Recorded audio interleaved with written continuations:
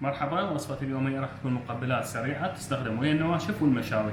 هنا أنا عندي طماطة وعندي كرفس وعندي البصل. أول خطوة راح نطلع البذور من الطماطة وبعدين نشرحها. طبعا بعد ما طلعنا البذور من عندها راح نقطعها شرايح بهذا الشكل.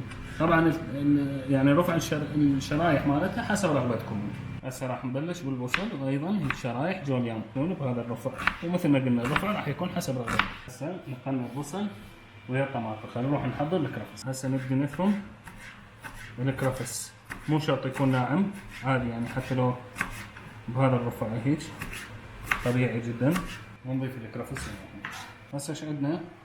عندنا رشة الملح، ايضا عندنا رشة البابريكا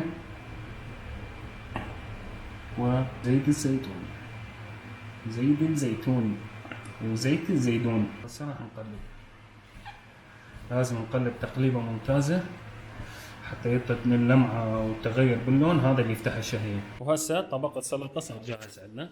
طبعا تحبون تاكلوه ويا النواشف، هذا راح اكله ويا الباقي هذا الفول والخبز. اتمنى ان شاء الله تعجبكم وتحياتي لكم.